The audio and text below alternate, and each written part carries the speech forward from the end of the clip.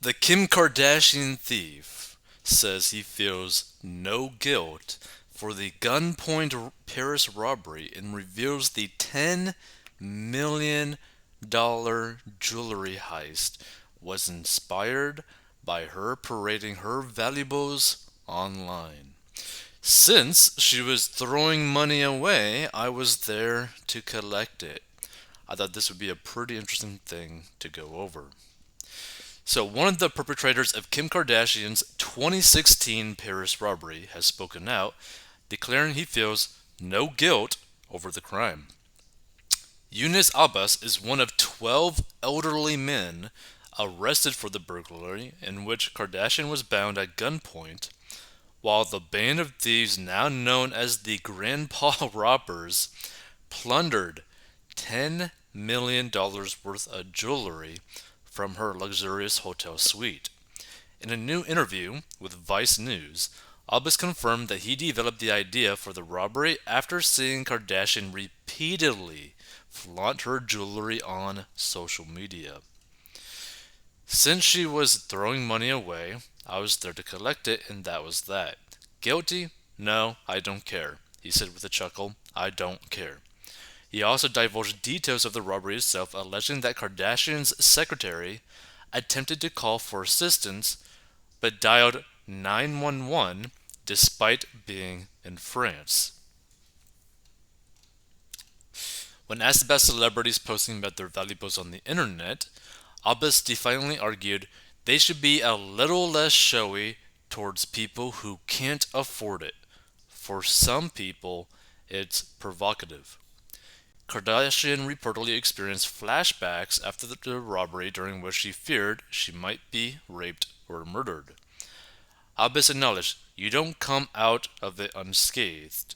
We didn't expect this. Of course, she must have been traumatized." When the crime was committed in October 2016, all men were in their 60s or 70s, prompting the French media to dub them the Grandpa Robbers.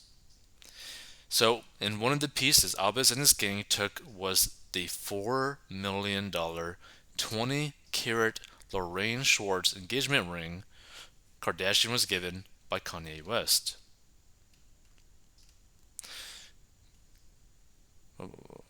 I went on the internet and it's true.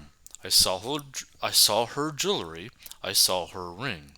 I saw that she showed it everywhere, and we knew this information through social media, Abbas said while explaining the crime to Vice News. Back then, he was less aware of her than of her husband, but I saw one of her shows where she threw her diamond in the pool in that episode of Keeping Up with the Kardashians. I thought, she's got a lot of money. This lady doesn't care at all. Abbas may have been referring to a notorious episode in which Kardashian lost a $75,000 diamond earring in the ocean in Bora Bora.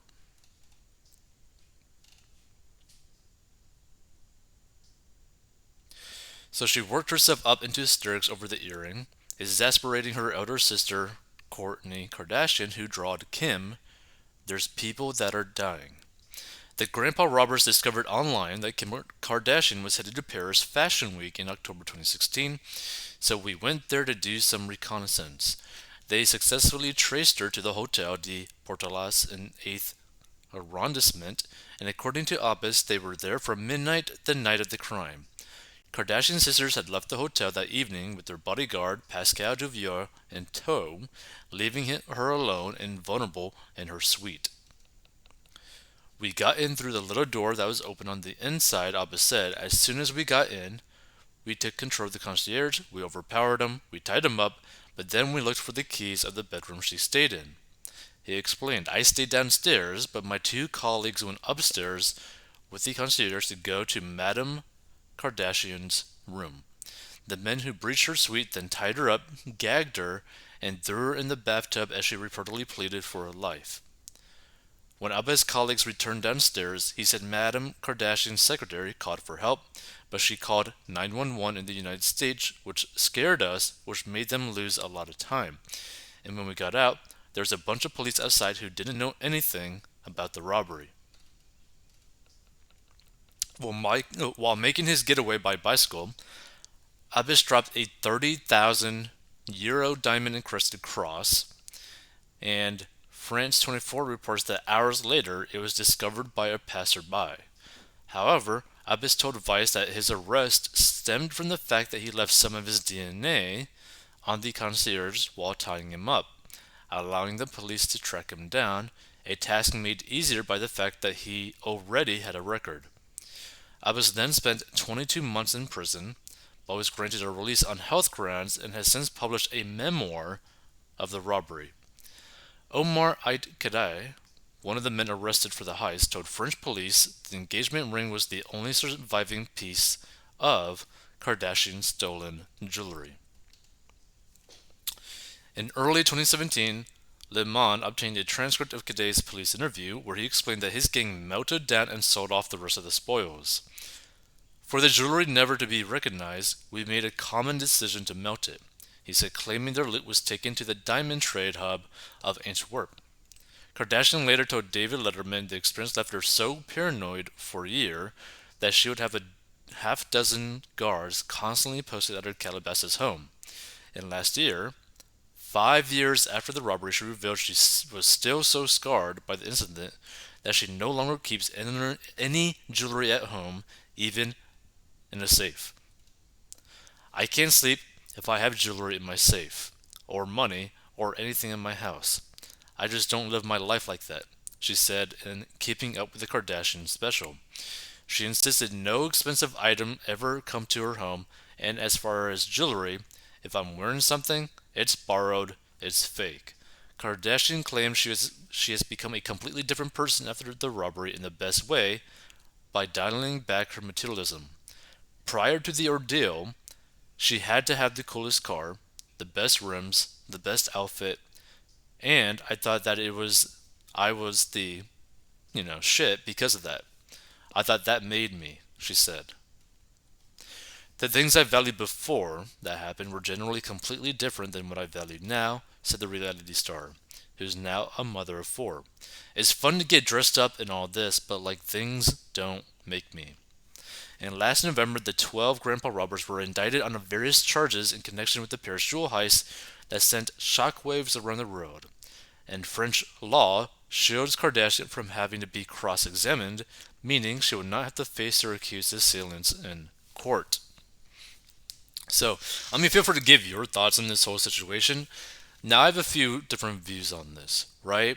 One, it's good that this experience, in a sense, made her be more aware of her materialism, because it's honestly shocking how many people just post all of their fancy jewelry and all that kind of stuff, thinking that no one's gonna do anything, right? There are bad people in this world, and if they are in a bad mood and they are somewhat psychotic, if they're slightly autistic, if they are kinda on the spectrum of being a psychopath, it wouldn't take much for them to be you know what, I'm having a bad day today, or I've been having a bad life up to now.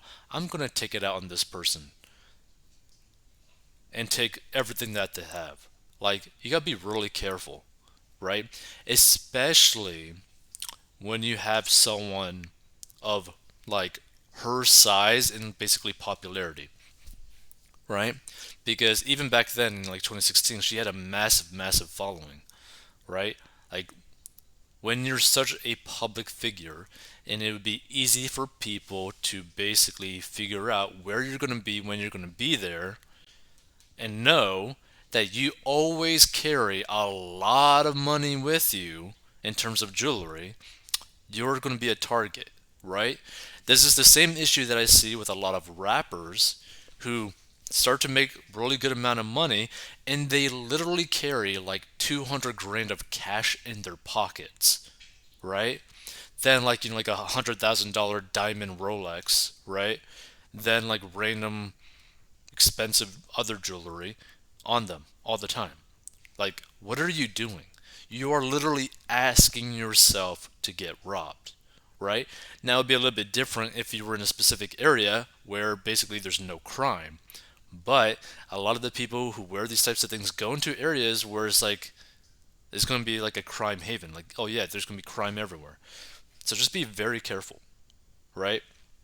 And don't make it known that you just carry a bunch of expensive items with you all the time, right? Like, there's nothing wrong with you going someplace and wearing something expensive. But if it's a well known fact that everywhere you go, you basically carry over $4 million worth of jewelry, yeah, you're going to be a target to someone, right? They're going to be like, oh yeah, we're going to go after you. We're going to take everything that you have and we're going to try to make money. Because there's people out there that exist, and you got to be aware of that and you got to be careful with that. By the way, like, this is another thing too. Go ahead and buy expensive jewelry if it has no impact on your financial life. So, what I mean by this, make sure that you have an emergency fund, make sure that you have money going towards your retirement, make sure that you're making a good amount of money, and as long as you buy these items and they will literally have no impact on your day to day life in terms of financially speaking, go ahead and buy it if you want it.